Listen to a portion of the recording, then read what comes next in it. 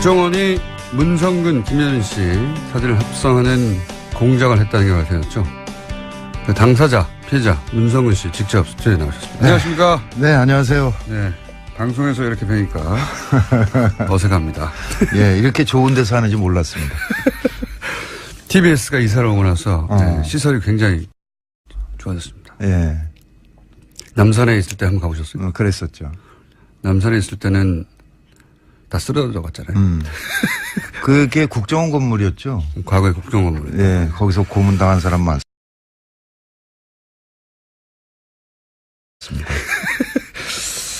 자, 우선 그 이미지를 과거에 얼핏 본 적은 있어, 사실은. 예, 아니, 근데 워낙에 쓰레기들이 많았기 때문에 그냥 넘어갔던 일이고요. 그 다음에 그건 출처를 찾을 수가 없어서 고발을 할 수가 없어요. 그러니까 국정원이 하는 짓은 더 찾을 수가 없으니까. 예, 제가 한 10여 명 고발을 한 적이 있었는데 그 트위터 같은 경우는 그 미국 본사에 확인해야 된다고 그러니까 할 수 없다라고 하면서 빼고 뭐 이래서 확실한 사람들이니까 그 시위에 나와서 발언하는 사람들 있잖아요. 그 사람들만 고발한 적이 있었죠. 트위터 본사에도 요청하면 범죄 연루된 게 확실하면 예. 해줘요. 아, 당연히 그렇죠. 예. 핑계를 댄 것이고. 예.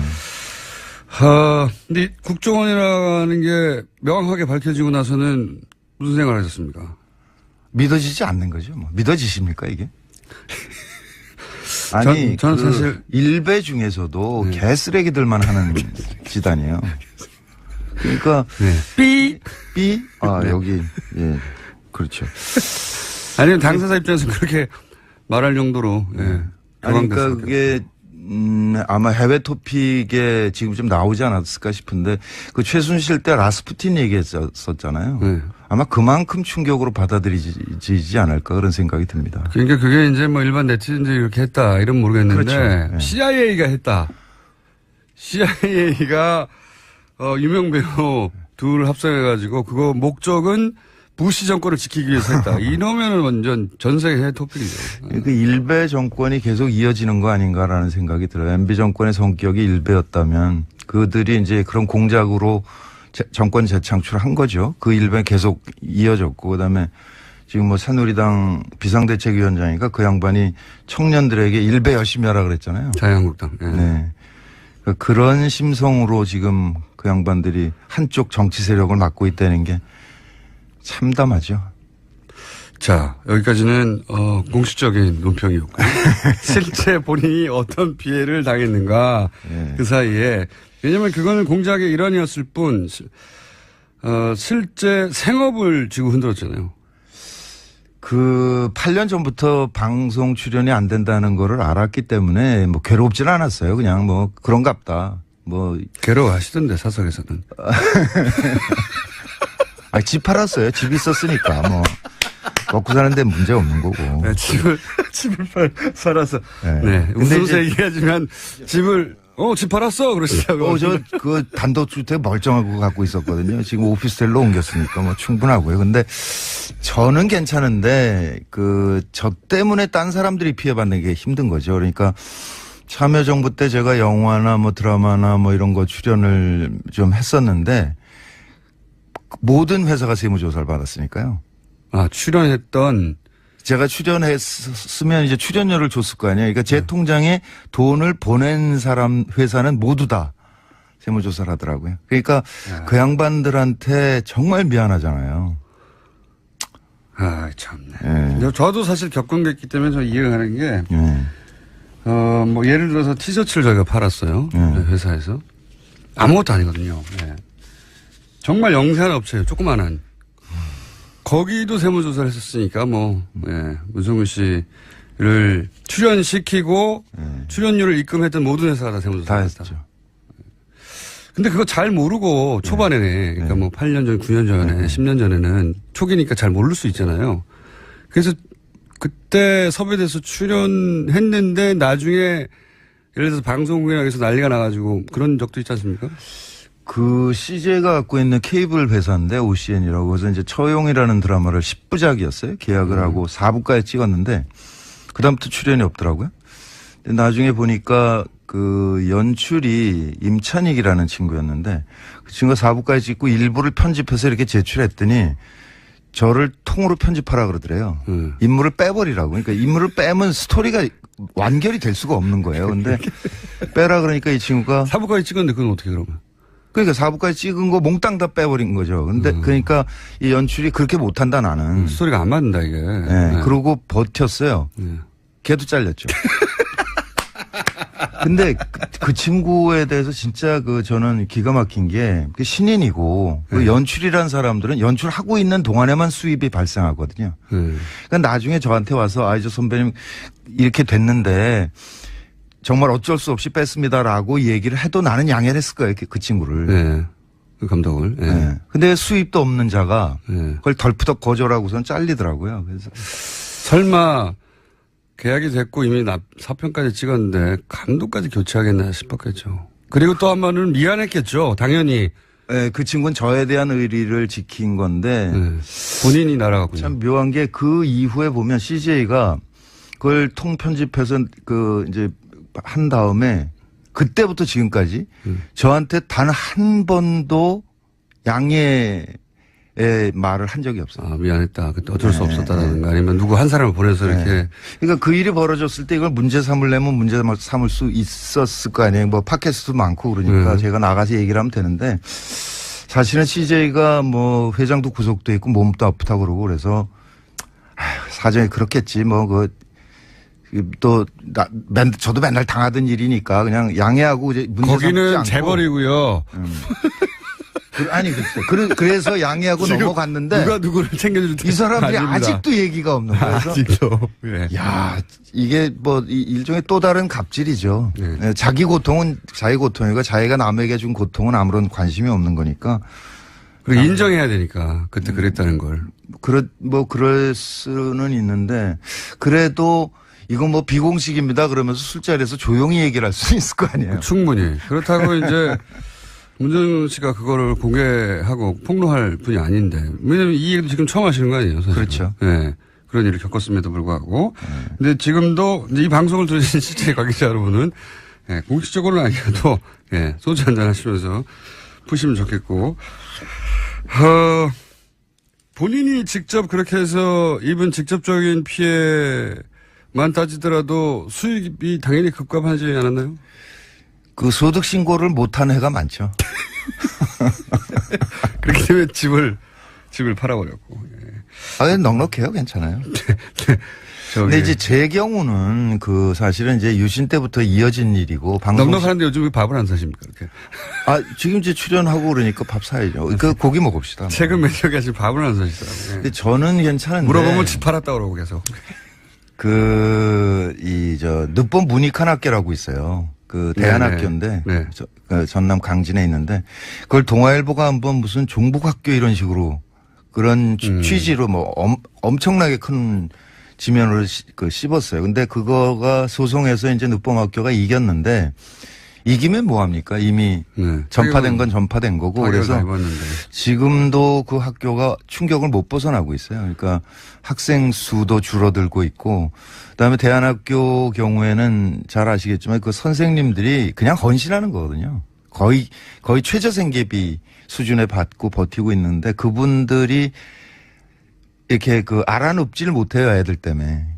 그냥 이 화를 지금도 만나면 그 얘기를 하는데. 씨를 말리는 씨를. 완전히. 그런 거죠. 예, 주변, 뭐 본인은 당연하고 그리고 본인에게 그런 출연료를 줬던 사람도 당연하고, 주변 완전히 씨를 말리는 거죠. 그러니까 이미지를 더 씌워서 하는 게 효과적이라는 거를 대중심리학적으로 분석을 한 거겠죠. 그러니까 사진 조작이나 이런 것도 이게 말이 안 되는 짓이긴 하지만 그것을 본 사람들에게 이게 잔상으로 남아서 무의식에 이렇게 침투하는 작전이었을 것이다 이렇게 생각이 되고. 국정원이 무슨 심심해서 만들었을 리도 없고. 그렇죠. 다 계산이 된 거죠. 논두렁식이라는 말도 심리학자를 동원했다고 하니까.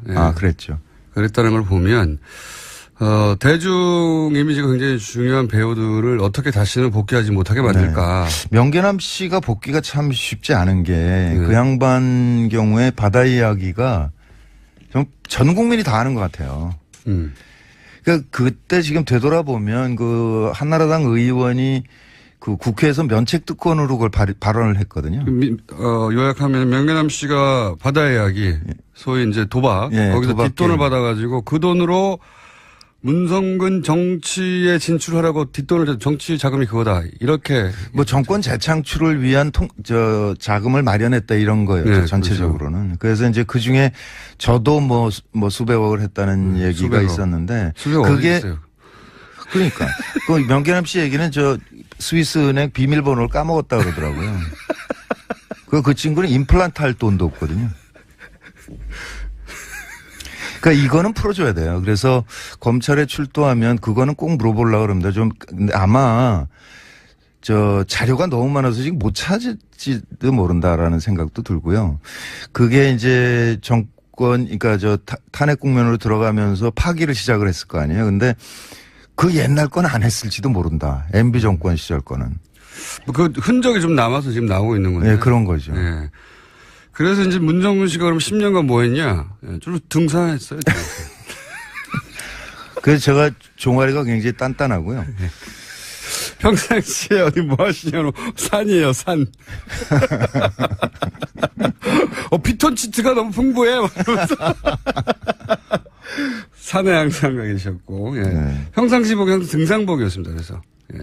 부르는 사람이 없기 때문에 부르지 않는 산으로 가는 거예요. 산에 많이 가셨고, 그 시절 얘기하자면 문화부 장관을 지냈던 네. 이창동 감독님의 이야기도 하지 않을 수가 없습니다. 그분도 물론 그분이 영화를 더디게 만드는 스타일이기도 한데 영화를 만들기 위해서 지원 요청을 한 적이 있잖아요. 네, 그때 그 시라는 영화죠. 그거는 특히 이제 영화진흥위원회는 그 해외 유명 영화제에서 수상한 사람들에게는 조금 더 지원을 하는 게 있습니다. 네, 그렇겠죠, 당연히. 예, 마스터스 그런 식으로 해가지고. 근데 그때 임권택 감독하고 이창동 감독이 냈는데 두 명을 뽑기로 돼 있었거든요. 둘을 했는데 되니까 이제 또다시 심사를 했다든가 그래요. 네, 그래서 당연히 되겠죠. 당연히 됐는데. 시나리오를 빵점을 줬죠. 근데 그 작품이 깐느에서 시나리오상을 받았어요. 그 난리가 난 거죠. 어떻게 깐느가 상 준 거를 빵점을 줬냐 그래가지고 영진이가 그때 뒤집혔었고 네. 그때 영진이 연장 했던 친구는 그것 때문에 그랬는지 그 직후에 아무튼 돈 받아먹고 깜빵 갔죠. 뉴라이트의 이데올로그 같은 사람이었는데. 그러니까 이창동 감독의 시나리오는 사실 얘기가 그전부터 많았습니다. 시나리오 너무 좋다고. 기가 막히죠. 네, 너무 좋다고. 실제 입증돼서 깐내에서 시나리오상도 받았는데 이제 이창동 감독을 지원을 하지 않을 명분을 찾아냈는데 못 찾겠으니까 점수를 매길 때 시나리오를 빵점을 줘가지고. 예.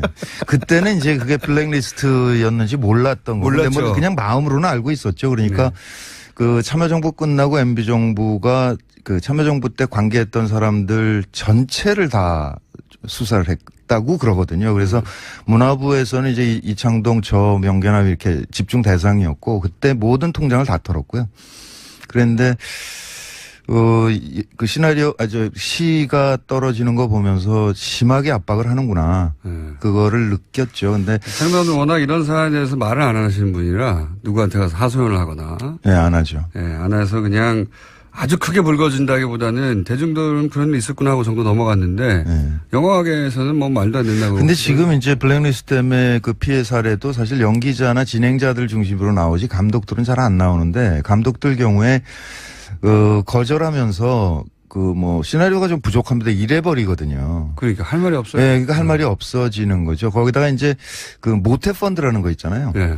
그거를 산자부 쪽에 있던 거를 영화 쪽에 끌고 들어온 게 접니다. 제가 영진이 부위원장을 한 100일 한 적이 있거든요. 그러니까 모태펀드라는 건 정부나 정부 산하기관이 10% 정도의 돈을 넣으면 민간이 90%를 넣어서 그렇죠. 펀드를 조성해요. 일종의 공적 문화자금이죠. 네. 네. 그러면 이제 그 투자한 사람들이 한 명 간사를 보내서 투자 심사회의를 운영하거든요. 근데 정부 측 10%에 대해서는 우리 때는 그 발언을 안 했어요. 파송을 안 했어요. 그 회의에. 아예. 정부 입김이 갈까봐. 네. 그러니까 아예 안 했는데. 문학에서 알아서 판단하라고. 그렇죠. 그랬는데 그 정권이 바뀌면서 파송을 시작한 거죠. 그래서 이를테면 그 영화에 송강호가 들어가 있다 그러면 송강호 러닝 개런티가 이렇게 많아. 그냥 그 한마디를 하는 거예요, 그 사람이. 그럼 눈치를 딱 채는 거죠. 딴 사람들은 원하지 않는구나.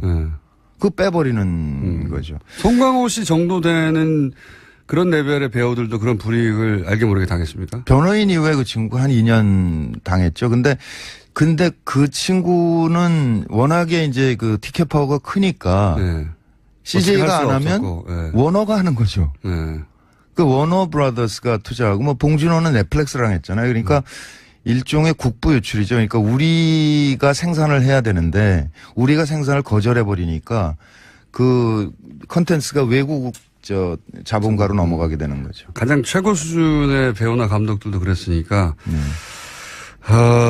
문성근 씨를 날리는 건 어렵지 않았겠죠. 네, 뭐 간단한 문제죠. 그냥 전화 한 통이거나 뭐. 헐리우드에서 픽업할 배우는 또 아니었지 않습니까? 그러니까 제가 한창 활동할 때는 연락 왔었어요. 제가 그러니까 영어를 외우면 이렇게 할 수는 있을 것 같은 사람으로 보였나 봐요. 그래서 몇 번 제안이 온 적은 있습니다. 아이고 제가 그래도 맞아요. 10년 전에는 네. 그 10년이면 그런 생각 안 하세요? 이번 드라마 보니까 그렇게 자글자글해요. 그래서 어디 댓글을 보니까 문성근 씨는 연기는 뭐 참을만 한데 너무 쭈글쭈글하다. 아니 그 10년을 빼앗긴 게 억울하지 않으세요? 배우로서 그냥 배우로서는 생활인이 아니라 배우로서 배우로서는 조금 아쉬운 점은 있을 수 있으나 이게 역사라는 게 시간이라는 게 흐르는 거고 역사적인 이 시점에 저는 저 나름대로 기여하려고 노력을 했잖아요. 그러니까. 네. 그것을 영광으로 생각하죠. 네, 그 역사를 등산과 함께 보내시고. 자, 그런데 이게 이제 그런 피해, 지금 말을, 기억나는 대표적인 것만 하셨는데 그런 세월 동안 실제적으로 피해를 입었고 그리고 본인뿐만 아니라 그런 피해를 입은 사람들의 명단도 나왔고 아마 그 명단, 이 또 다른 명단이 있겠죠. 1차 명단이죠. 그러니까 대한민국에서 80명만 했을 리가 없지 않습니까? 그렇죠. 김어준도 없던데요. 저는 대신 소송을 많이 당했잖아요. 근데 그 분들이, 그렇게 사실 정부, 국가에 당한 것이고, 그리고 경제적으로도 손실을 입었고, 한 사람이 인간으로 자연인으로 생활도 잃었고, 그리고 배우로서의 직업적인 전망도 잃었고 너무 많은 걸 잃었지 않습니까? 그리고 그게 국가의 부당한 폭력이었기 때문에 이제 소송을 하겠다고 선언하셨잖아요. 실제. 그럼 민형사상 소송을 다 하실 생각이세요? 네, 다 해야죠. 사실 박근혜 블랙리스트 보면 문화부까지 내려간 거는 확인이 된 상태잖아요. 특히 이제 문화부 직원들은 자기 장관 날아가고 뭐 국장 날아가고 그러니까 열받아가지고 그 체증을 하고 있었던 거고 그 덕분에 지금 이제 김기춘 씨랑 깜빵을 간 문화부 장관들이 큰 역할을 했죠. 그렇죠. 그런데 지금 MB 블랙리스트는 국정원에서 만들어졌다는 사실만 수사 의뢰가 된 거거든요. 근데 그 이후에 그게 어떻게 실행됐느냐를 따져봐야 될 거 아니에요. 하나는 문화부를 통해서 영진이로 뭐 번역원에 예를 들면 황석영 선배 이런 거는 번역 지원을 안 했거든요. 그런 식으로. 네, 그런 식으로. 꼼꼼하게 했어요. 아주. 예, 그거 내려간 게 있고 또 하나는 KBS, MBC 같은 공영방송이 있고요. 출연 못하게 또 한쪽에는 SBS나 뭐 CJ나 이런 그 민영 방송들이 있는 거잖아요. 그리고 영화에는 투자사가 있고 제작사가 있고 각각으로 다 압박이 내려갔는데 지금은 맨 위에 상층부에 만들어졌다는 사실만 수사가 되고 있는 거죠. 그러니까 이게 방송사의 대개 본부장이나 사장한테 직접 하거나 본부장한테 하거든요. 그러면 사장이 본부장에게, 본부장이 CP에게, CP가 PD에게. PD는 미안한 얼굴로 와가지고. 이해해 주라 뭐 이렇게 하고 넘어가는 거거든요. 그러니까 이 중간 단계가 지금 빠져 있는 거죠. 그러니까 요거를 지금 사실 검찰이 인력이 부족한 상태일 거예요. 뭐 안원구 정장도 사람이 필요하다 얘기하시던데 그러니까 너무 많으니까요. 너무 많으니까 지금 지금 수사를 못 하고 있는 거죠. 그러니까 우리가 그거를 고발을 하면서 동시에 KBS, MBC, SBS 노조에 이거 나중에 검찰에서 수사 받지 말고 그냥 스스로 알려달라. 정보를 취합을 해봅시다 우리가. 그러니까 나는 뭐 본부장한테 들었다. 본부장이 누구는 안 된다고 하더라. 그런 거 조각조각을 모으면 전체 그림이 만들어지지 않겠냐. 그렇군요. 예. 그렇게 해야 이 수사도 그러니까 속도가 붙을 것이고 또 하나는 검찰이 지금 손이 못 미치고 있기 때문에 이거를 우리 쪽에서 좀 근거를 좀 만들어서 수사가 편하게 만들어주자. 이거 좋은 아이디어신 게 네. 수사를 받아본 입장에서는 검찰도 그런 일정을 잡고 그 해당 PD나 혹은 본부장을 연락해서 언제 나오냐 조율하고 굉장히 시간이 오래 걸리거든요. 그렇죠. 예, 예.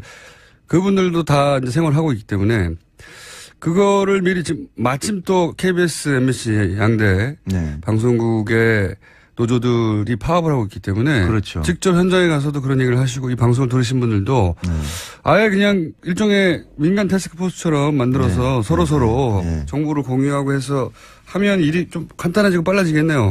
정보도 많이 모이고. 네, 지금은 일단 민변에 김영민 변호사가 붙었고요. 그다음에 최동욱 변호사께서 변호사라고 그러니까 되게 이상하네. 네.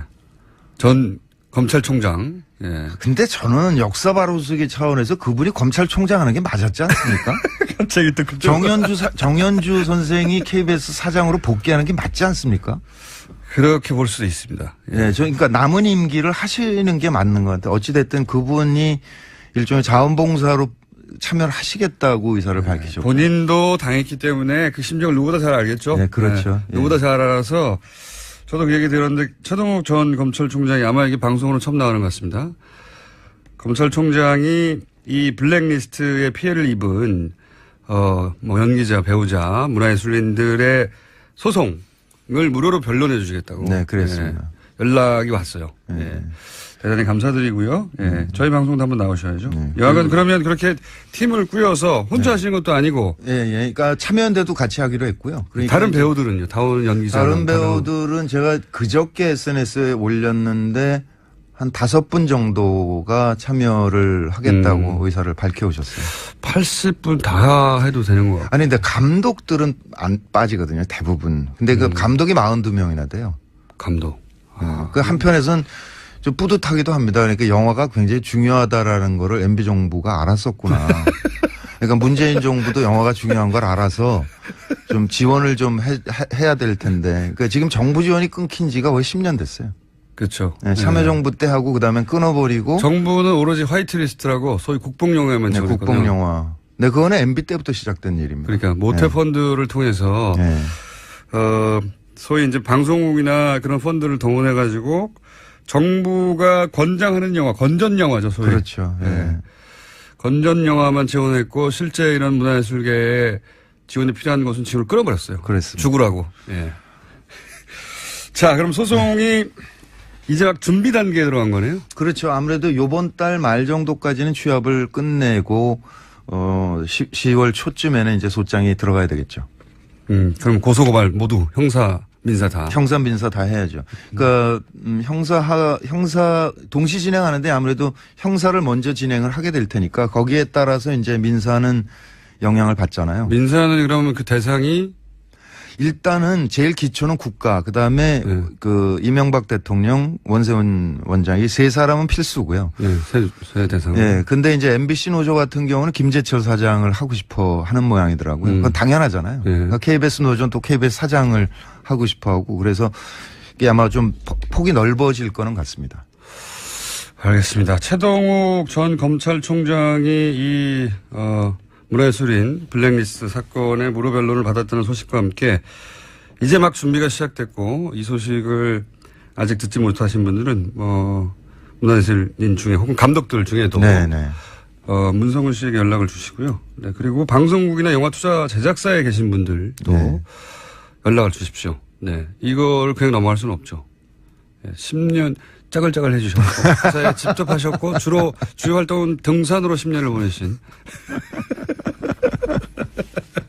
그리고 10년 동안 돈도 없기 때문에 연애도 한번 못하신 자 억울한 얘기인데 즐겁게 좀 나눠봤습니다. 네. 배우 문성근 씨였습니다. 감사합니다. 네, 반갑습니다.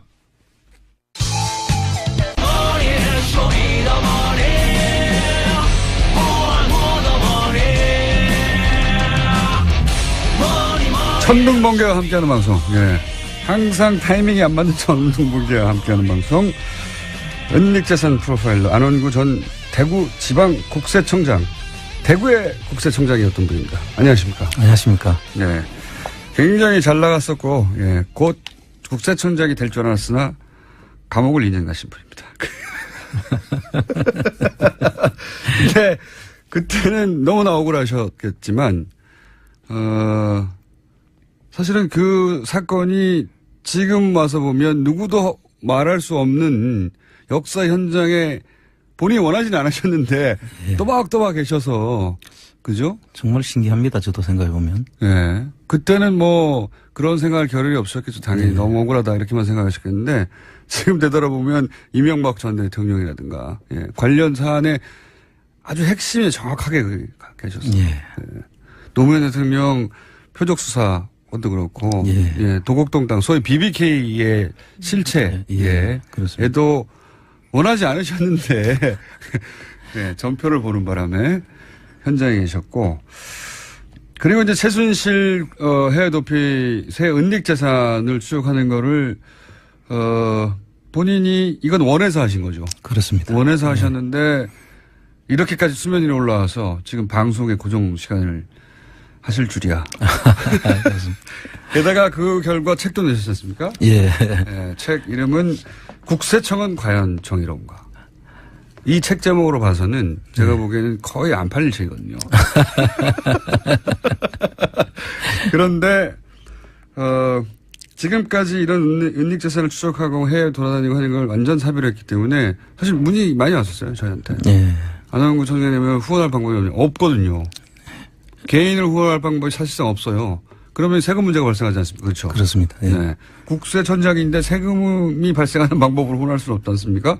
방법이 없는데 이 책이 나와서 책이 2세 찍으셨다면서요? 예, 그렇습니다. 저수지 게임도 마찬가지 아닙니까, 지금?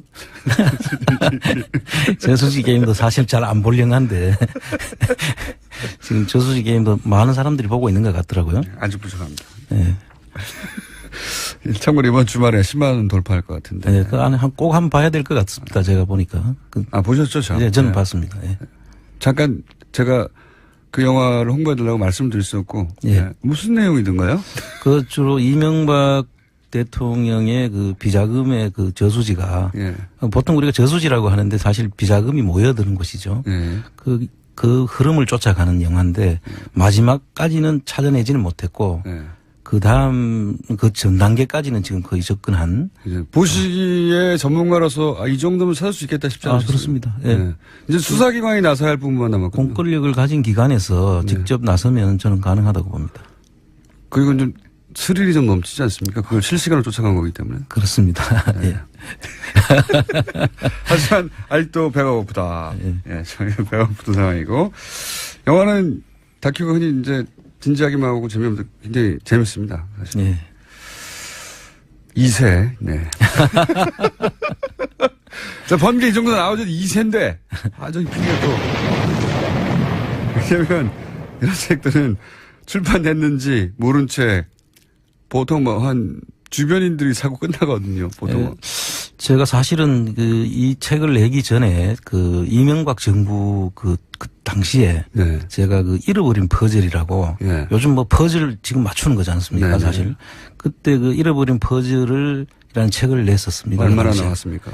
그 당시에 한 5천 건 정도 지금 그때 나간 걸로. 그때 5천을, 하긴 사건이 핫했으니까. 아마 그 당시에 국세청에서 그걸 다 사들였지 않는가 싶어요. 그런데 그 이후에 지금 전혀 이야기가 되지 않는데 사실 그 안에 모든 지금 이야기하는 내용들이 다 상세하게 적혀 있습니다. 그 책도.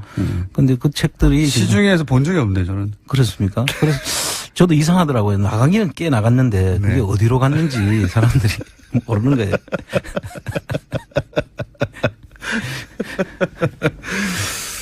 네, 이번에는 이제 그러지는 않을 거고요. 예, 순수하게 독자들이 사시는 거고, 예, 많은 분들이 감사하다고 책 샀다는 문자 많이 받아요, 저희도. 예. 예. 내용도 도움이 된다고. 예.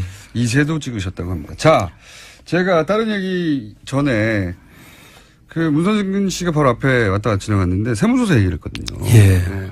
그러니까 본인한테 출연료를 입금한 모든 회사들이 다 세무조사를 당했다. 그렇습니다. 저도 뭐, 크진 않지만 실제 크지 않으니까 더 신기하고 억울한 건데 저희 말고 저희한테, 노무현 전 대통령 서거 즈음하여 티셔츠를 납품하던 업체가 네. 있었어요. 예. 정말 영세하거든요. 네, 그렇습니다. 그런 데까지 세무조사를 하더라고요. 정말 꼼꼼하게 했죠, 그 당시에.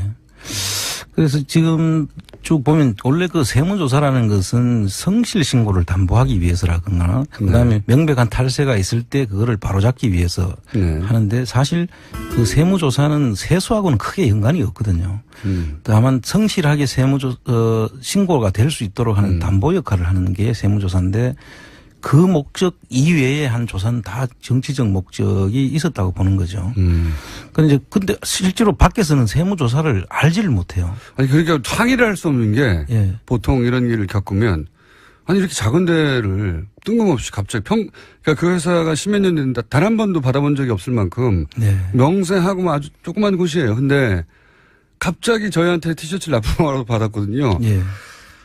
근데 항의를 할 수가 없는 게 아니, 세무서가 국세청에서 세무조사를 한다는데 뭐라고 항의합니까 일반인들이. 그렇습니다. 네. 그래서 이 조사 대상자 선정 과정과 조사를 하는 방법과 그 조사에 대한 결과 조치 이 부분들을 저희들이 전문가들이 상세하게 살펴봐야만 이게 정치적 세무조사구나 라는 걸 알 수가 있거든요. 국세청만 아는 거죠. 그렇죠. 국세청 안에 내부자만 알 수 있는 겁니다. 그 밖에서는 다 그냥 포장을 하죠.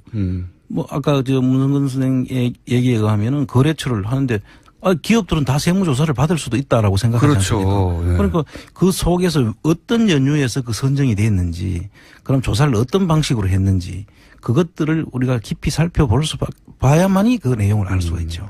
국세청이 스스로 밝히기 전까지는 알 수 없는데 국세청이 스스로 밝힐 리가 없지 않습니까? 그렇습니다. 그래서 지금까지 사실상 수면 위로 하나도 안 떠올랐던 거죠. 그 유명한 태광실업 세무조사도 정상적인 세무조사였다고 포장을 하지 않았습니까? 그러니까요. 표적 세무조사를 하면서 교차조사다. 그래서 일반적인 정상적인 세무조사라고 계속 이야기를 했지만 대통령을 타겟으로 한 것조차도 덮으려고 한 거죠. 그렇습니다. 그래서 그 내용을 안에 있는 사람들이 그 내용을 밝히지 않으면 그 내용을 누구도 알 수 없는 게 이 세무조사의 특징이에요. 검찰도 마찬가지인데 검찰하고 이 국세청의 세무조사는 검찰 수사라든지 의도를 가지고 하면서 우리가 이런 의도를 가지고 했다라고 아무도 이야기를 안 하죠. 근데 검찰은 그나마 그게 이제 공식적으로 기소가 되고 재판정에 올라가고 또 그렇습니다. 법무부도 있고 그 출입 기자들이 사실은 눈치도 있고 그러면서 수면 위로 올라오게 되는데 피의 사실 공표를 하면 안 된다고 그렇게 법에 돼 있지만 다 지금 사실 언론에서 다 공표를 하지 않습니까? 그러나 국세청 세무조사에 대해서는 전혀 언급이 안 되죠. 그래서 왜 그렇습니까? 일단 첫 번째는 이게 정치적 조사인지 아닌지 구분할 능력이 국세청 내부의 깊숙한 내부자 아니면 알 수가 없다. 그렇습니다. 실제로 국세청 직원들도 대다수 직원들은 모릅니다. 그거를 하는 쪽에 있는 사람만 알 수 있는 거죠. 그 라인의 요직에 있는 사람 극소수만 아는군요. 그렇습니다. 그러고 밑에 직원들은 그냥 위에서 지시가 내려와서 이 조사를 하라고 하니까 자기들은 그렇죠. 할 수밖에 없죠. 이유를 묻지 않고 해야 되죠. 이유는 뭐 물을 수도 없는 것이고. 그런데 위에서 그 지시하는 사람 몇몇 중요한 라인에 있는 사람들만 그 내용을 알고 있고 그 사람만 입 다물면 그 사람들은 또 입을 열 리가 없지 않습니까? 그렇죠. 그러니까 이게 전부 다 넘어가는 것이죠. 그러면은 그렇게 국세청의 정치적 조사를 지시할 만한 위치에 있는 것은 뭐 예를 들면 국정원입니까? 아니면 청와대입니까? 어떻게 되는 겁니까? 이제 국세청도 장난이 아닌 조직이잖아요. 누가 시킨다고 막 할 때가 아니잖아요. 사실은 제가 볼 때는 국세청이 숨은 권력 기관이에요, 사실은. 그걸 좀 밖에서는 검찰, 국정원 이렇게 이야기를 하지만 모든 사실 일들 속에는 이 국세청이 선행되는 경우가 아주 많습니다. 그래서 국세청에서 어떤 일을 꾸며가 하면 그 마무리를 이제 검찰에서 보통 하지 않습니까? 그래서 검찰이 한 것처럼 보이는 것이죠. 그 태광실업 세무조사가 그 단적인 예입니다, 사실은. 그렇죠. 그거는 국세청에 해서 검찰로 넘겨서 넘어간 것이지. 그것을 마무리를 한 것이죠. 그러니까 제가 궁금한 건 국세청을 그렇게 정치적 세무조사에 나서게 할 정도의 권력은 그러면 어느 정도 선에서 나오는 건가요? 국정원에서 지시하는 경우는 사실 지시한다고 들을 것도 아니고요. 네. 아마 그 선 윗선일 걸로 저는 봅니다. 그래서 국세청이면 대통령 아니면 청와대라고 봐야 되겠네요. 그렇습니다. 예. 정치적 세무조사라고 분명하게 드러날 정도의 것이면 국세청도 그 사정기관 아닙니까? 그렇습니다. 네. 예. 대표적인 사정기관이고 검찰하고 맞먹는다고 해도 되는데 그게 이제 검찰이나 국정원에서 하란다고 막 하는 게 아니고 그렇습니다. 그 위에 청와대의 뜻이 담긴 예. 정도가 돼야 그래서 이게 검찰이나 국세청에서 이런 세무조사를 하거나 수사를 했을 때 이게 드러나지 않습니까? 정치적 세무조사였다는 것이 명백하게 드러나면 그 라인에 있었던 사람들은 사실 다 처벌을 해야 돼요. 그렇겠네요. 말씀을 네. 듣고 보니까. 이 처벌하지 않으면 앞으로 또 이런 일이 그대로 반복됩니다. 정치적 세무조사가 분명한 사건에 대해서 국세청의 그 라인에 있던 사람들이 처벌받은 전례가 있습니까? 전혀 없죠. 아, 국세청은 항상 피해갔군요. 국세청뿐만 아니라 검찰도 사실은 뭐 한 번도 자체적으로 처벌을 하거나 한 일이 없죠. 하지만 검찰은 또 정권이 바뀌고 그것이 연루된 사진이 나오면 옷 벗기도 하고 그런 게 있는데 예. 국세청은 그런 게 없죠. 국세청은 누가 조사했는지 자체를 아예 감추니까요. 그리고 이 내용을 알려주지도 않습니다. 그 81조에 의해서 비밀 유지 의무가 있거든요. 그러면 정권이 그 정부가 굉장히 강력한 의지를 가지고 외부에서 이 사안을 뒤져보고 그 책임 소재를 따져야지 가능하겠네요. 그 외부에서는 절대 알 수가 없습니다. 제 말은 국세청에 근무했던 전문가와 함께. 그렇습니다. 예를 들면 안홍구 청장님과 함께. 그런 이제 내부에서 그걸 같이 경험하거나 그 내용을 보면은 네. 그 이게 어떤 조사인지를 알 수 있는 사람들이 있거든요. 그런 조사 라인에 있었던 사람들은 그 정상적인 그 조사 대상자 선정이라든지 그다음 조사 방법이라든지 조사 결과 조치 사항들을 보면 이게 어떤 정치적 세무조사인지를 알 수가 있죠. 그러나 바깥에서만 있던 분들은 이게 도저히 알 수가 없다. 도저히 알 수가 없습니다. 그러니까 국세청 내부에 예를 들어서 TF를 구성해가지고 자체적으로 맡겨놔서는 될 일이 아니다 이게. 그렇습니다. 그리고 우리가 보통 블랙리스트, 화이트리스트를 이렇게 하지 않습니까? 그런데 이 세무조사도 화이트리스트가 있습니다. 예를 들면 어떤 조사는 또 봐주기 조사가 될 수도 있죠. 무조건 봐주기. 덮어주고. 재벌이나 또는 정광이 유착되다든가. 예, 그런 어떤 목적이 있을 경우에는 네. 또 겁만 주고 말기 위해서 일부러 그 조사 자체를 하고 어느 정도는 또 덮는 그런 조사도 있을 수 있죠. 정치적 목적으로. 즉 이것은 내가 해야 밝힐 수 있다고 지금. 안홍구 청장님이 말씀을 하신 걸로 벌써 시간이 다 됐네요. 예. 오늘은 여기까지 하고 사실 오늘은 이제 정치적 세무조사 디테일 하기로 했는데 다음 시간에 하기로 했습니다. 네. 지금까지 안홍구 청장님이었습니다. 감사합니다. 예, 감사합니다. 월요일 날 뵙겠습니다. 안녕!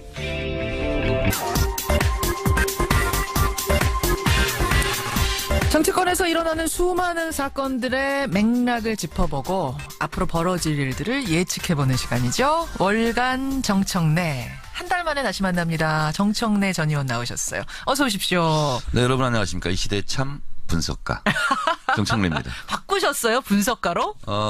그때그때에 따라서 가장 적확한. 참 예언인이 있었고 뭐 있었죠? 참 겸손인, 참 자랑인, 참 해설인, 참 예언인. 참 농사꾼도 있었고. 참 농사꾼도 네, 있고. 네. 참 분석가까지. 요즘은 제가 이제 배추를 심어서 배추밭에 다닙니다. 월간 정청래 전 의원 배추밭에 다니고 계시는 이분과 함께 오늘 분석을 해볼 텐데 오늘 주제 들어가기 전에요. 네. 어제 우리가 좀 깜짝 놀란 사진 하나를 만났었잖아요. 네. 눈물의 문성근. 네, 앞에서 김여진. 행간에서도 잠깐 다루긴 했습니다만 그러니까 문성근, 김여진 두 배우의 사진 아주 네. 낯뜨거운 사진 그렇습니다. 합성된 것이 네. 2011년 11월쯤에 구구 사이트, 네. 보수 성향 사이트 이런 데서 돌아다녔는데 어떤 누리꾼이 장난친 거냐 했더니 이제와 알고 보니 국정원이더라. 세상에. 국가정보기관이 그런 합성 사진이나 만들고 있었다니. 예. 예, 그것도 국민의 혈세를 받고 사는 사람들이. 그러니까요. 천인 공노할 일이고요. 특히 문성근 씨 같은 경우는 예. 이분이 세계 최초의 정치인 팬클럽 노사모에서 활동을 했지 않습니까? 노사모 활동했죠. 그리고 노무현 대통령이 그에 힘입어서 당선이 됐었고. 예, 예. 그리고 보통의 경우라면 예. 논공 행상에서 자리 하나 챙기고 뭐 이런 거 아닙니까? 그럴 수 있죠. 이분은 오히려 정반대로 장관 제의를 받았었어요. 아, 문성근 씨가? 네. 문화부 장관? 그럴 겁니다. 아, 문화부 장관 제의를 받았었어요. 제의를 받았는데 사양했어요. 사양 이유가 뭐냐면 예. 내가 만약에 이런 장관 자리를 얻는다면 예. 나의 순수한 마음, 노사모의 순수한 마음 이것이 왜곡될 수 있고 예. 또 그것을 위해서 활동을 한 것이 아닌데 예, 예. 오해받을 소지가 크다. 그래서 나는 본업에 충실하겠다. 배우지게. 그리고 본업에 들어가려고 그랬는데 그때 이후로 사실은 써서는 안 될 사람 그래서 계속 배제되고 이렇게 됐었는데 결국은 문화부 블랙리스트까지 그러니까요. 올라서 예. 계속 출연이나 이런 것이 이제 제한되고 이랬었는데 그 정점에 국정원이 있었고 그러니까요. 그것도 모자라서 그런 낯뜨거운 합성 사진까지 예, 이렇게 예. 되니 그분의 심정이 오죽하겠습니까? 자, 이 사건 이제 과거가 하나둘 드러나고 있습니다. 말끔히 조사할 거 조사하고 털고 갔으면 좋겠다. 네. 예, 적폐 청산하고 갔으면 좋겠다. 이 이야기로 오늘 월간 정청래 문을 엽니다. 그나저나 지난달에 오셨을 때 말이죠. 네. 대통령 지지율이 워낙 높아가지고 야당들이 상당히 앞으로 곤란할 거다 그러셨잖아요. 네. 근데 한 달 사이에 지지율이 좀 떨어졌어요, 정 의원님. 지금도 야당들이 굉장히 곤란할 수 있죠. 지금 그래도 80% 넘던 것이 70% 바로 아래까지 좀 떨어졌거든요. 네. 왜 그렇게 보세요? 아무래도 이제 북핵 위기. 역시 안보. 이런 부분이 있기 때문에 이거는 옛 보수층들이 사실상 문재인 대통령 부분을 비판하기 좋은 소재를 만난 거죠. 그러다 보니까 숨죽여 있다가 예. 이렇게 이제 목소리를 내기 시작하면서 이게 뭐지? 이러면서 이제 그럴 수 있는데 일시적 현상인데 그렇다 하더라도 67%, 예, 8% 예. 이렇게 되는 것은 사실은 꿈의 지지율이죠. 뭐 예전에 비하면 높은 겁니다만 문재인 정부 들어서서 워낙 고공행진을 했기 때문에 그래도 좀 출렁임을 지금 느끼고 있을 거예요. 정치의 지지율이라는 것이 상대적인 거거든요. 상대적으로 보세요. 자유한국당 지지율 한번 보세요. 예, 그거에 비하면 15, 16 뭐 이렇게. 네, 그러면 뭐 지지율이 떨어져서 대통령이 곤란한 거 아니냐, 인기가 없어진 거 아니냐 이렇게 말하기는 좀 어폐가 있죠. 근데 이제 안보야 뭐 외부적인 요인이니까 어쩔 수 없다지만 인사잡음. 네. 이 검증은 잘했더라면 사실은 좀 피해갈 수 있는 문제였는데 네. 이 부분에 대해서는 여당 내부에서도 뭐 정부 내부에서도 얘기가 좀 나오죠. 이런 경우를 보고 5개 T라고 그러죠. 네. 근데 이제 5개 T에서 T가 강조되는데 T는 뭐 T눈 같은 게 하나 박혀 있는 건데 실제로 인사 검증을 잘 하고 예. 문제가 없었으면 더 좋았을 것 이런 그렇죠. 아쉬움은 좀 있지만 그렇죠. 그래도 예전 정권에 비해서는 상당히 저는 좀 양호한 편이다 이렇게 봅니다.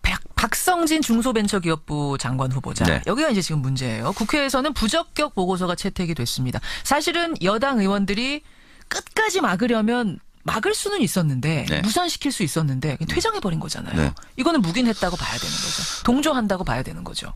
뭐 소극적 그렇죠. 뭐 동의 이렇게 표현할 수 있을까요?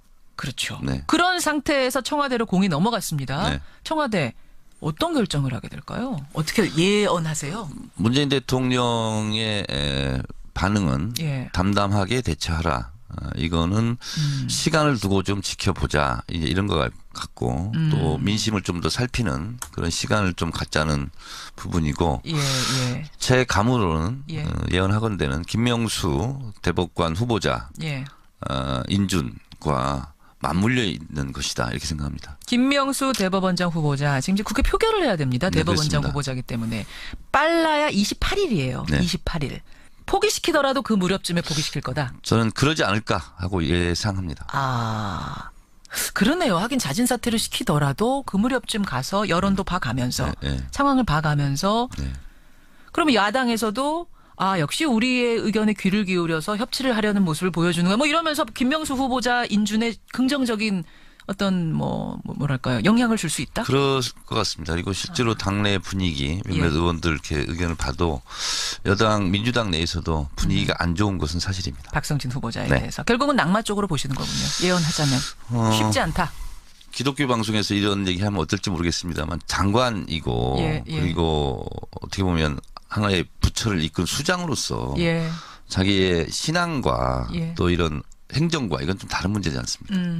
그런 부분에서 네. 박성진 후보자 받아들이기. 사실 이제 그것도 그거지만 뉴라이트 사관. 사실 이건 더 치명적이잖아요. 그렇습니다. 예, 뉴라이트 사관을 여기저기서 보여줬기 때문에 과연 이 정부와 같이 갈 수 있는 철학인가, 그게 역사관인가 이 문제예요. 네, 그렇습니다. 그래요.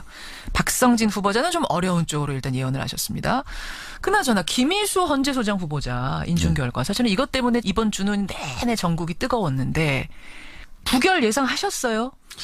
저는 예상하지 못했죠, 저도. 못하셨어요. 예. 그러니까 아슬아슬했지 않습니까? 2표 차이로 결국은 이제 낙마가 된 건데 예, 예. 이분이 이 헌법재판관 이미 하고 있잖아요. 그렇죠. 그러면 재판관은 됐는데 소장은 안 된다. 예, 예. 그리고 소장이 무슨 9표 중에서 여러 표를 행사하는 것도 아니지 않습니까? 예. 그냥 리더십을 발휘하는 자리인데 저는 자격이 없다고 낙마시킨 그런 야당이 자격이 없다. 야당 자격이 없다. 야당 자격이 없다. 네. 아, 진짜로 자격이 없는 사람이라서 떨어뜨린 거면은 지금 문제가 없는데 네네. 야당에서도 박지원 전 원내대표가 추천한 사람이라는 거 아니에요? 그렇습니까? 그러니까 어제인가요? 전북에 국민의당 비판하는 그런 플래카드가 지금 등장하기 시작했습니까? 자유한국당 예. 갑철수 대표라는 그런 플래카드가 그런 플래카드가 등장했어요. 더불어민주당 측 지지자가 붙인 플래카드는 아니에요? 그런 건 모르겠습니다. 그걸 모르시고요. 네. 어쨌든 호남 민심이 예사롭진 않다 국민의당에 네. 대해서 그런 말씀이세요? 저는 국민의당이 심하게 국민들이 다분 앞에서 자살골을 넣었다 이렇게 생각을 합니다. 자살골이란 생각까지. 네, 그런데 어쨌든 자살골을 넣고 골 세레머니까지 했어요. 20대 국회 결정권은 국민의당한테 있다. 안철수 대표가 그런 말했죠. 저는 대국민 바보 선언이라고 생각합니다. 왜요?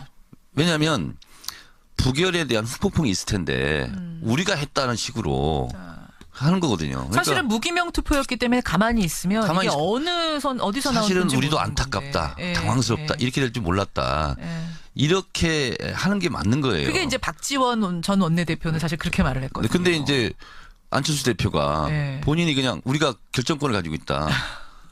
완전히 바보 선언이죠. 좀 엇박자가 났어요. 그 그렇습니다. 안에서도. 예. 예. 그런데 이제 거기에 한 발 더 나가서 김명수 대법원장 후보자도 우리가 뭐 캐스팅 보트를 쥐고 있다. 예. 잘해라 이런 식으로 나오고 있잖아요. 그렇죠. 그러니까 자살골을 넣은 후에 세레모니를 하고 또 자살골을 넣을 거야.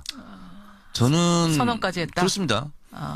그러니까 이제 정략적 투표를 우리가 하고 있다라고 오히려 국민의당이 광고한 꼴이 됐다. 네, 그런 그렇습니다. 의미에서 자살골이다 이런 말씀이신 그렇습니다. 거죠. 네, 네. 그런데 국민의당이 뭐 정략적 투표, 정치적 투표를 했든 소신 투표를 했든 밉든 좋든 네. 정부 여당 입장에서는 놓을 수 없는 협치의 파트너인 것만은 사실이잖아요. 현실적으로 여소야대기 때문에. 네. 그렇죠. 그렇습니다. 상황이 좀 어렵긴 할 거예요. 이렇게 되면.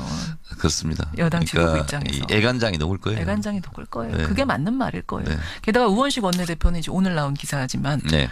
보좌관이 총선 당시에 네. 무소속 후보자한테 뭐 사퇴를 권유하면서 돈을 건넸다란 의혹까지 지금 검찰이 내사를 벌이고 있는 것으로 드러나서 뭐 우원식 원내대표 본인은 몰랐다고 하지만 네. 상황이 더 어렵게 된 거죠. 네.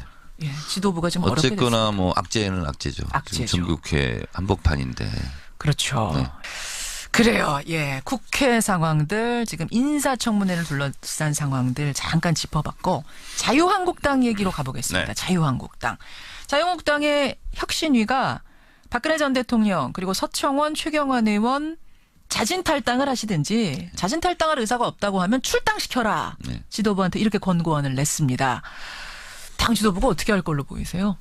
홍준표 대표는 1심 선고 결과를 지켜보자. 10월까지는 보자. 예, 그래서 지금은 서로 눈치 작전을 하고 있는 중인 것 눈치 같은데 작전. 마주보는 열차가 지금 째깍째깍 다가오고 있는 상황이죠. 예. 그러니까 박근혜 전 대통령을 출당을 시킬 수도 없는 것이 자유한국당 지금 15, 6%의 지지율 중에 박근혜 대통령을 지지하는 소위 말하는 태극기 세력 그렇죠. 이분들의 지지가 있거든요. 만약에 그렇게 되면 가뜩이나 지금 이 어려운데. 끼니 걱정하는 집안에 그래요. 완전히 뭐 네. 고가에 다 거들날 수도 있고 이런 그러니까요. 상황이기 때문에 뭐 이럴 수도 저럴 수도 없는 그야말로 진퇴양난 비는 오고 해는 떨어지고 갈 길은 멀고 뭐 그런 상황이죠.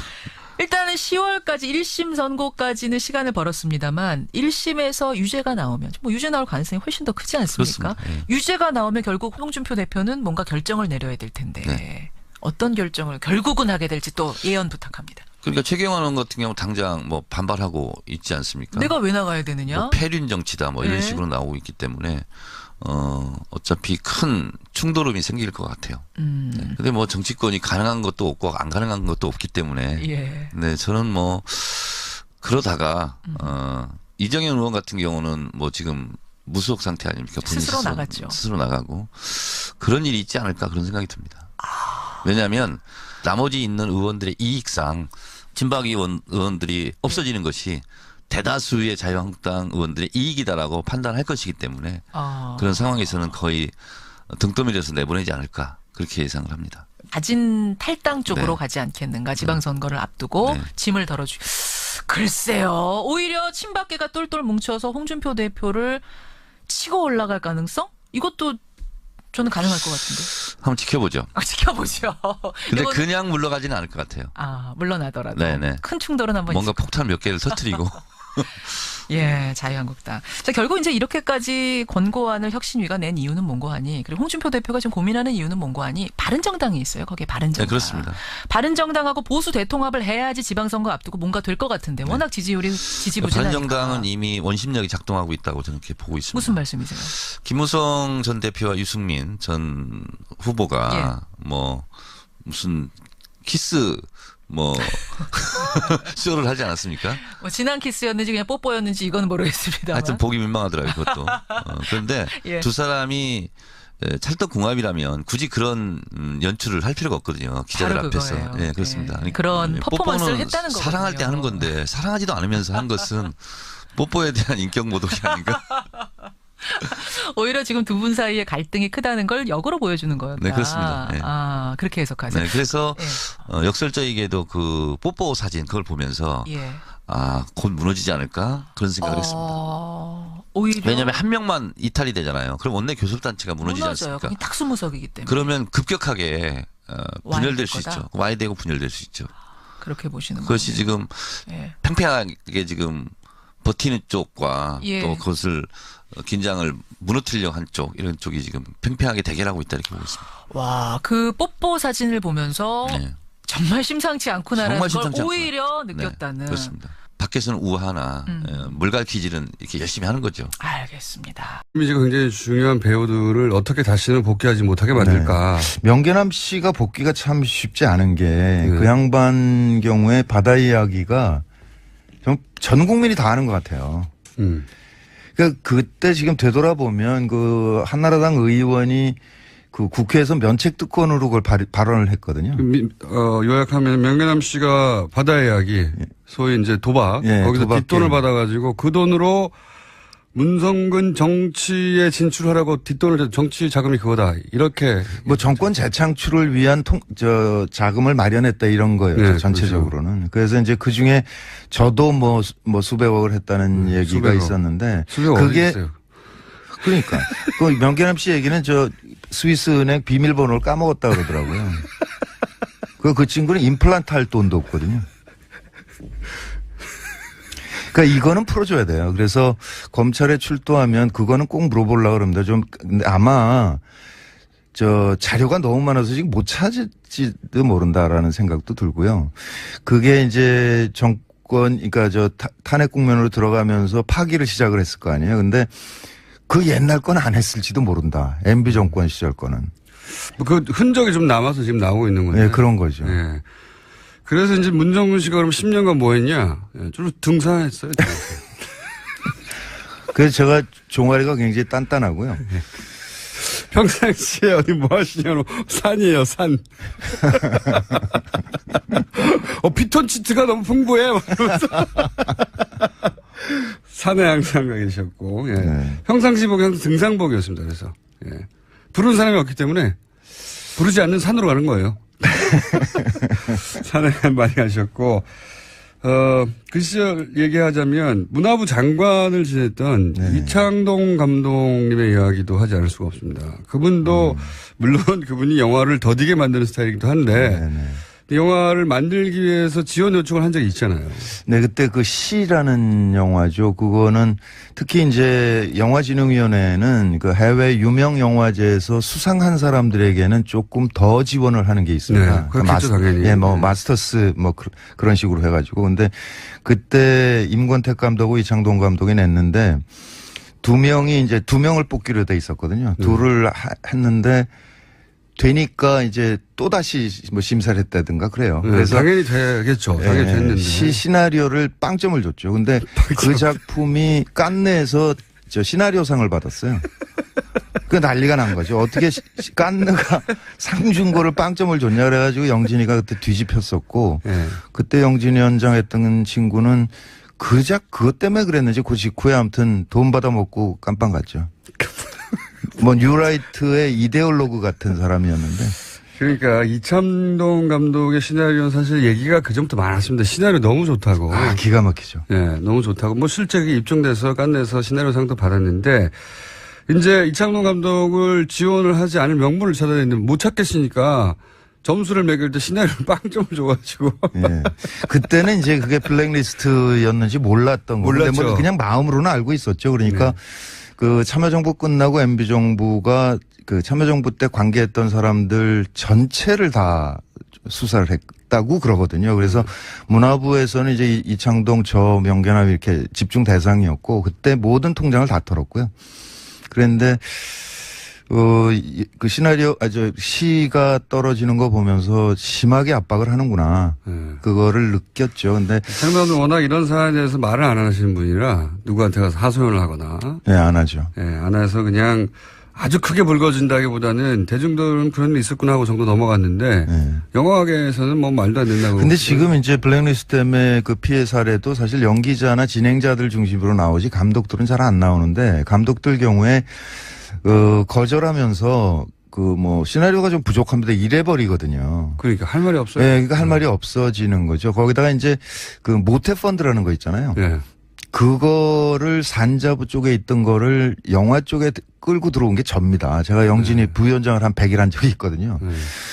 그러니까 모태 펀드라는 건 정부 산하기관이 10% 정도의 돈을 넣으면 민간이 90%를 넣어서 그렇죠. 펀드를 조성해요. 일종의 공적 문화자금. 네. 그러면 이제 피해 PD는 미안한 얼굴로 와가지고. 이해해 주라 이렇게 하고 넘어가는 거거든요. 그러니까 이 중간 단계가 지금 빠져 있는 거죠. 그러니까 요거를 지금 사실 검찰이 인력이 부족한 상태일 거예요. 안원구 정장도 사람이 필요하다 얘기하시던데 그러니까 너무 많으니까요. 너무 많으니까 지금 수사를 못 하고 있는 거죠. 그러니까 우리가 그거를 고발을 하면서 동시에 KBS, MBC, SBS 노조에 이거 나중에 검찰에서 수사받지 말고 그냥 스스로 알려달라. 정보를 취합을 해봅시다 우리가. 그러니까 나는 본부장한테 들었다. 본부장이 누구는 안 된다고 하더라. 그런 거 조각조각을 모으면 전체 그림이 만들어지지 않겠냐. 그렇겠네요. 그렇게 해야 이 수사도 그러니까 속도가 붙을 것이고 또 하나는 검찰이 지금 손이 못 미치고 있기 때문에 이거를 우리 쪽에서 좀 근거를 좀 만들어서 수사가 편하게 만들어주자. 이거 좋은 아이디어신 게 수사를 받아본 입장에서는 검찰도 그런 일정을 잡고 그 해당 PD나 혹은 본부장을 연락해서 언제 나오냐 조율하고 굉장히 시간이 오래 걸리거든요. 그렇죠. 그분들도 다 이제 생활하고 있기 때문에 그거를 미리 지금 마침 또 KBS, MBC 양대 방송국의 노조들이 파업을 하고 있기 때문에 그렇죠. 직접 현장에 가서도 그런 얘기를 하시고 이 방송을 들으신 분들도 아예 그냥 일종의 민간 태스크포스처럼 만들어서 서로 정보를 공유하고 해서 하면 일이 좀 간단해지고 빨라지겠네요. 정보도 많이 모이고. 네, 지금은 일단 민변에 김영민 변호사가 붙었고요. 그다음에 최동욱 변호사께서 변호사라고 그러니까 되게 이상하네. 전 검찰총장. 근데 저는 역사 바로쓰기 차원에서 그분이 검찰총장 하는 게 맞았지 않습니까? 갑자기 또 정연주 선생이 KBS 사장으로 복귀하는 게 맞지 않습니까? 그렇게 볼 수도 있습니다. 그러니까 남은 임기를 하시는 게 맞는 것 같아요. 어찌됐든 그분이 일종의 자원봉사로 참여를 하시겠다고 의사를 밝히셨고. 본인도 당했기 때문에 그 심정을 누구보다 잘 알겠죠. 네, 그렇죠. 예. 누구보다 잘 알아서 저도 그 얘기 들었는데 최동욱 전 검찰총장이 아마 이게 방송으로 처음 나오는 것 같습니다. 검찰총장이 이 블랙리스트의 피해를 입은 뭐 연기자, 배우자, 문화예술인들의 소송을 무료로 변론해 주시겠다고. 네, 그랬습니다. 연락이 왔어요. 네. 대단히 감사드리고요. 저희 방송도 한번 나오셔야죠. 여하간 그러면 그렇게 팀을 꾸려서 혼자 하시는 것도 아니고. 그러니까 참여연대도 같이 하기로 했고요. 그러니까 다른 배우들은요? 다른 연기자. 다른 배우들은 제가 그저께 SNS에 올렸는데 한 5분 정도가 참여를 하겠다고 의사를 밝혀오셨어요. 80분 다 해도 되는 거 같아요. 아니, 근데 감독들은 안 빠지거든요. 대부분. 근데 그 감독이 42명이나 돼요. 감독. 그 한편에선 좀 뿌듯하기도 합니다. 그러니까 영화가 굉장히 중요하다라는 거를 MB 정부가 알았었구나. 그러니까 문재인 정부도 영화가 중요한 걸 알아서 좀 지원을 좀 해야 될 텐데. 그러니까 지금 정부 지원이 끊긴 지가 거의 10년 됐어요. 그렇죠. 네, 참여정부 때 하고 그다음에 끊어버리고. 정부는 오로지 화이트리스트라고 소위 국뽕영화만 네, 지원했거든요. 국뽕영화. 네, 그거는 MB 때부터 시작된 일입니다. 그러니까 모태펀드를 통해서 네. 소위 이제 방송국이나 그런 펀드를 동원해 가지고 정부가 권장하는 영화, 건전 영화죠, 소위. 그렇죠. 네. 건전 영화만 지원했고 실제 이런 문화예술계에 지원이 필요한 것은 지원을 끊어버렸어요. 그렇습니다. 죽으라고. 예.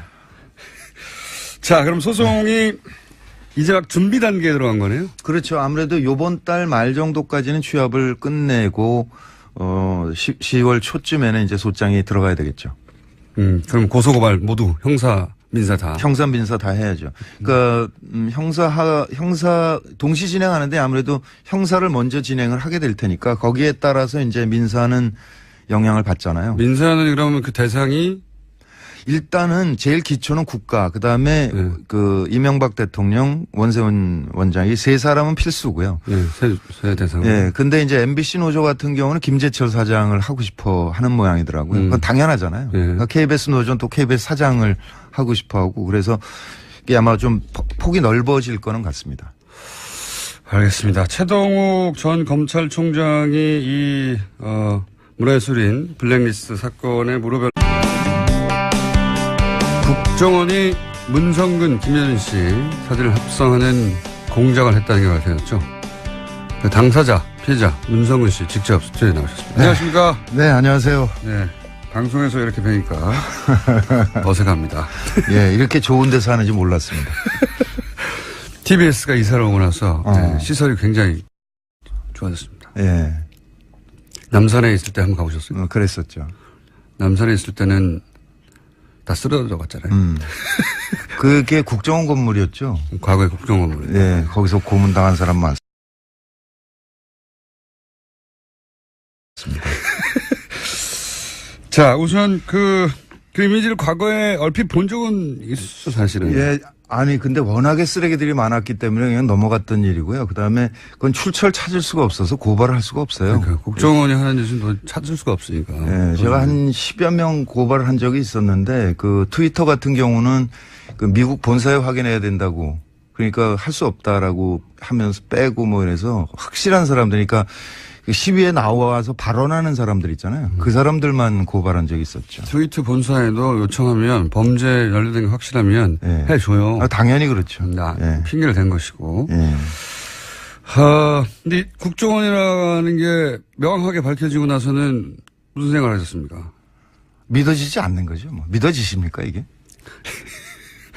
아니, 저는 사실 일베 중에서도 개쓰레기들만 하는 집단이에요. 그러니까 삐 여기 예 그렇죠. 아니면 당사자 입장에서 그렇게 말할 정도로 그러니까 그게 아마 해외 토픽에 지금 좀 나오지 않았을까 싶은데 그 최순실 때 라스푸틴 얘기했었잖아요. 네. 아마 그만큼 충격으로 받아들이지 않을까 그런 생각이 듭니다. 그러니까 그게 이제 뭐 일반 네티즌들이 이렇게 했다 이런 모르겠는데 그렇죠. 네. CIA가 했다. CIA가 유명 배우 둘을 합성해가지고 그거 목적은 부시 정권을 지키기 위해서 했다. 이러면은 완전 전 세계 해외 토픽이죠. 그 일베 정권이 계속 이어지는 거 아닌가라는 생각이 들어요. MB 정권의 성격이 일베였다면 그들이 이제 그런 공작으로 정권 재창출한 거죠. 그 일변 계속 이어졌고 그다음에 지금 뭐 새누리당 비상대책위원장이니까 그 양반이 청년들에게 일배 열심히 하라 그랬잖아요. 자유한국당. 예. 네. 그러니까 그런 심성으로 지금 그 양반들이 한쪽 정치 세력을 맡고 있다는 게 참담하죠. 자, 여기까지는 공식적인 논평이었고 실제 본인이 어떤 피해를 당했는가 네. 그 사이에 왜냐하면 그거는 공작의 일환이었을 뿐 실제 생업을 지고 흔들었잖아요. 그 8년 전부터 방송 출연이 안 된다는 거를 알았기 때문에 뭐 괴롭진 않았어요. 그냥 뭐 그런갑다. 뭐 괴로워하시던데 사석에서는. 집 팔았어요. 집 있었으니까 뭐 먹고 사는데 문제 없는 거고. 네, 집을 팔아서. 네. 네. 근데 웃으면서 이제 얘기하지만 집을 집 팔았어 그러시다고. 저 그 단독주택 멀쩡하고 갖고 있었거든요. 지금 오피스텔로 옮겼으니까 뭐 충분하고요. 근데 저는 괜찮은데 저 때문에 딴 사람들이 피해받는 게 힘든 거죠. 그러니까 참여정부 때 제가 영화나 뭐 드라마나 뭐 이런 거 출연을 좀 했었는데 모든 회사가 세무조사를 받았으니까요. 아, 출연했던. 제가 출연했으면 이제 출연료를 줬을 거 아니에요. 그러니까 제 통장에 돈을 보낸 사람 회사는 모두 다 세무조사를 하더라고요. 그러니까 그 양반들한테 정말 미안하잖아요. 아, 참네. 네. 저도 사실 겪은 게 있기 때문에 저 이해가 가는 게, 네. 뭐 예를 들어서 티셔츠를 저희가 팔았어요. 회사에서. 아무것도 아니거든요. 네. 정말 영세한 업체예요. 조그만한. 거기도 세무조사를 했었으니까 문성근 씨를 출연시키고 출연료를 입금했던 모든 회사가 다 다 세무조사를 했다. 했죠. 근데 그거 잘 모르고 초반에는 그러니까 뭐 8년 전, 9년 전에, 10년 전에는 초기니까 잘 모를 수 있잖아요. 그래서 그때 섭외돼서 출연했는데 나중에 예를 들어서 방송국이라서 난리가 나가지고 그런 적도 있지 않습니까? 그 CJ가 갖고 있는 케이블 회사인데 OCN이라고 그래서 이제 처용이라는 드라마를 10부작이었어요. 계약을 하고 4부까지 찍었는데 그다음부터 출연이 없더라고요. 근데 나중에 보니까 그 연출이 임찬익이라는 친구였는데 그 친구가 4부까지 찍고 일부를 편집해서 이렇게 제출했더니 저를 통으로 편집하라 그러더래요. 인물을 빼버리라고. 그러니까 인물을 빼면 스토리가 완결이 될 수가 없는 거예요. 근데 빼라 그러니까 이 친구가 4부까지 찍었는데 그건 어떻게 그러면? 그러니까 4부까지 찍은 거 몽땅 다 빼버린 거죠. 근데 그러니까 이 연출이 그렇게 못한다 나는. 스토리가 안 맞는다 이게. 네. 그러고 버텼어요. 걔도 잘렸죠. 근데 그 친구에 대해서 진짜 저는 기가 막힌 게 신인이고 그 연출이라는 사람들은 연출하고 있는 동안에만 수입이 발생하거든요. 그러니까 나중에 저한테 와서 저 선배님 이렇게 됐는데 정말 어쩔 수 없이 뺐습니다라고 얘기를 해도 나는 양해를 했을 거예요. 그 친구를. 네. 그 감독을. 네. 네. 근데 수입도 없는 자가 그걸 덜푸덕 거절하고선 잘리더라고요. 그래서 설마 계약이 됐고 이미 사편까지 찍었는데 감독까지 교체하겠나 싶었겠죠. 그리고 또 한 번은 미안했겠죠. 당연히. 네, 그 친구는 저에 대한 의리를 지킨 건데 본인이 날아갔군요. 참 묘한 게 그 이후에 보면 CJ가 그걸 통편집해서 이제 한 다음에 그때부터 지금까지 저한테 단 한 번도 양해의 말을 한 적이 없어요. 아, 미안했다. 그때 어쩔 수 없었다라든가 아니면 누구 한 사람을 보내서 이렇게. 그러니까 그 일이 벌어졌을 때 이걸 문제 삼으려면 문제 삼을 수 있었을 거 아니에요. 뭐 팟캐스트도 많고 그러니까 제가 나가서 얘기를 하면 되는데 사실은 CJ가 뭐 회장도 구속돼 있고 몸도 아프다고 그러고 그래서 사정이 그렇겠지 저도 맨날 당하던 일이니까 그냥 양해하고 이제 문제 삼지 거기는 않고. 재벌이고요. 아니 그래서 양해하고 넘어갔는데 누가 누구를 챙겨줄 이 사람들이 아닙니다. 아직도 얘기가 없는 거예요. 아직도. 네. 야 이게 일종의 또 다른 갑질이죠. 네. 자기 고통은 자기 고통이고 자기가 남에게 준 고통은 아무런 관심이 없는 거니까. 그리고 인정해야 되니까 그때 그랬다는 걸. 그럴 수는 있는데 그래도 이건 비공식입니다 그러면서 술자리에서 조용히 얘기를 할 수 있을 거 아니에요. 충분히. 그렇다고 이제 문정은 씨가 그거를 공개하고 폭로할 분이 아닌데. 왜냐면 이 얘기도 지금 처음 하시는 거 아니에요? 사실은. 그렇죠. 네. 그런 일을 겪었음에도 불구하고. 근데 지금도 이제 이 방송을 들으신 실제 관계자 여러분은 공식적으로는 아니어도 소주 한잔 하시면서 푸시면 좋겠고. 본인이 직접 그렇게 해서 입은 직접적인 피해만 따지더라도 수익이 당연히 급감하지 않았나요? 그 소득 신고를 못한 해가 많죠. 그렇게 되면 집을 팔아버렸고. 예. 아, 넉넉해요. 괜찮아요. 근데 이제 제 경우는 그 사실은 이제 유신 때부터 이어진 일이고 방송. 넉넉한데 요즘 왜 밥을 안 사십니까? 이렇게. 아, 지금 이제 출연하고 그러니까 밥 사야죠. 그 고기 먹읍시다. 최근 몇 년간 지금 밥을 안 사시더라고요. 예. 근데 저는 괜찮은데. 물어보면 집 팔았다 그러고 계속. 늦봄 문익환학교라고 있어요. 그 대안학교인데. 네. 그 전남 강진에 있는데 그걸 동아일보가 한번 무슨 종북학교 이런 식으로 그런 취지로 뭐 엄청나게 큰 지면으로 씹었어요. 근데 그거가 소송에서 이제 늦봄학교가 이겼는데 이기면 뭐합니까? 이미 전파된 건 전파된 거고 그래서 지금도 그 학교가 충격을 못 벗어나고 있어요. 그러니까 학생 수도 줄어들고 있고 그다음에 대안학교 경우에는 잘 아시겠지만 그 선생님들이 그냥 헌신하는 거거든요. 거의 최저생계비 수준에 받고 버티고 있는데 그분들이 이렇게 알아눕지를 못해요. 애들 때문에. 그냥 이 화를 지금도 만나면 그 얘기를 하는데. 씨를 말리는 씨를. 완전히. 그런 거죠. 예, 주변, 뭐 본인은 당연하고, 그리고 본인에게 그런 출연료를 줬던 사람도 당연하고, 예. 주변 그러니까, 완전히 씨를 말리는 거죠. 그러니까 이미지를 더 씌워서 하는 게 효과적이라는 거를 대중심리학적으로 분석을 한 거겠죠. 그러니까 그 사진 조작이나 이런 것도 이게 말이 안 되는 짓이긴 하지만 그것을 본 사람들에게 이게 잔상으로 남아서 무의식에 이렇게 침투하는 작전이었을 것이다 이렇게 생각이 되고. 국정원이 무슨 심심해서 만들었을 리도 없고. 그렇죠. 예. 네, 다 계산이 된 거죠. 논두렁식이라는 말도 심리학자를 동원했다고 하니까. 예. 아, 그랬죠. 그랬다는 걸 보면 대중이 투자한 사람들이 한 명 간사를 보내서 투자 심사회의를 운영하거든요. 근데 정부 측 10%에 대해서는 우리 때는 발언을 안 했어요. 파송을 안 했어요. 그 회의에. 아예. 정부 입김이 갈까봐. 네. 그러니까 아예 안 했는데. 문학에서 알아서 판단하라고. 그렇죠. 그랬는데 그 정권이 바뀌면서 파송을 시작한 거죠. 그래서 이를테면 그 영화에 송강호가 들어가 있다 그러면 송강호 러닝 개런티가 이렇게 많아. 그냥 그 한마디를 하는 거예요. 그 사람이. 그럼 눈치를 딱 채는 거죠. 딴 사람들은 원하지 않는구나. 그 빼버리는 거죠. 송강호 씨 정도 되는 그런 레벨의 배우들도 그런 불이익을 알게 모르게 당했습니까? 변호인 이후에 그 친구 한 2년 당했죠. 근데 그 친구는 워낙에 이제 그 티켓 파워가 크니까 CJ가 안 하면 워너가 하는 거죠. 그 워너 브라더스가 투자하고 봉준호는 넷플릭스랑 했잖아요. 그러니까 일종의 국부 유출이죠. 그러니까 우리가 생산을 해야 되는데 우리가 생산을 거절해 버리니까 그 컨텐츠가 외국 자본가로 넘어가게 되는 거죠. 가장 최고 수준의 배우나 감독들도 그랬으니까 문성근 씨를 날리는 건 어렵지 않았겠죠. 네, 간단한 문제죠. 그냥 전화 한 통이거나 헐리우드에서 픽업할 배우는 또 아니었지 않습니까?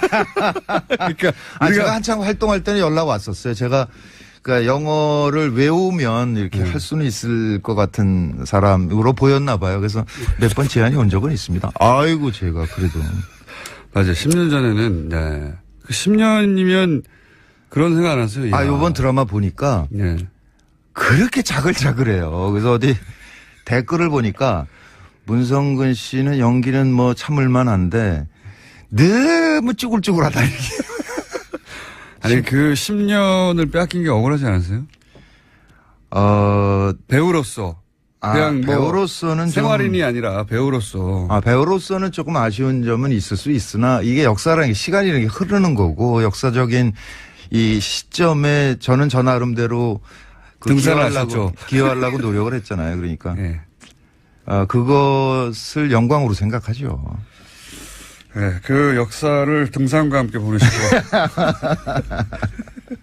자, 그런데 이게 이제 그런 피해, 지금 말을, 기억나는 대표적인 것만 하셨는데 그런 세월 동안 실제적으로 피해를 입었고 그리고 본인뿐만 아니라 그런 피해를 입은 사람들의 명단도 나왔고 아마 그 명단 이 또 다른 명단이 있겠죠. 뭐 1차 명단이죠. 그러니까 그게. 대한민국에서 80명만 했을 리가 없지 않습니까? 그렇죠. 김어준도 없던데요. 저는 대신 소송을 많이 당했잖아요. 근데 그 분들이 예. 그렇게 사실 정부 국가에 당한 것이고 그리고 경제적으로도 손실을 입었고 한 사람이 인간으로 자연인으로 생활도 잃었고 그리고 배우로서의 직업적인 전망도 잃었고 너무 많은 걸 잃었지 않습니까? 네. 그리고 그게 국가의 부당한 폭력이었기 때문에 이제 소송을 하겠다고 선언하셨잖아요. 네. 실제. 그럼 민형사상 소송을 다 하실 생각이세요? 네, 다 해야죠. 사실 박근혜 블랙리스트 보면 문화부까지 내려간 거는 확인이 된 상태잖아요. 특히 이제 문화부 직원들은 자기 장관 날아가고 뭐 국장 날아가고 그러니까 열받아가지고 그 체증을 하고 있었던 거고 네, 그 그렇게. 덕분에 지금 이제 김기춘 씨랑 깜빵을 간 문화부 건데. 장관들이 큰 역할을 했죠. 블랙리스트 그렇죠. 드러나는데. 그런데 지금 MB 블랙리스트는 국정원에서 만들어졌다는 사실만 수사 의뢰가 된 거거든요. 네. 근데 그 이후에 그게 어떻게 실행됐느냐를 따져봐야 될 거 아니에요. 하나는 문화부를 통해서 영진이로 네. 뭐 번역원에 우리 뭐 예를 들면 황석영 선배 이런 거는 번역 지원을 안 했거든요. 그런 식으로. 네, 그런 식으로. 꼼꼼하게 근데 했어요, 아주. 예, 그거 내려간 게 있고 또 하나는 KBS, MBC 같은 공영방송이 있고요. 출연 못하게 하고. 또 한쪽에는 SBS나 뭐 CJ나 이런 그 민영 방송들이 있는 거잖아요. 그리고 영화에는 투자사가 있고 제작사가 있고 각각으로 다 압박이 내려갔는데 지금은 맨 위에 상층부에 만들어졌다는 사실만 수사가 되고 있는 거죠. 그러니까 이게 방송사의 대개 본부장이나 사장한테 직접 하거나 본부장한테 하거든요. 그러면 사장이 본부장에게, 본부장이 CP에게, CP가 PD에게. 네.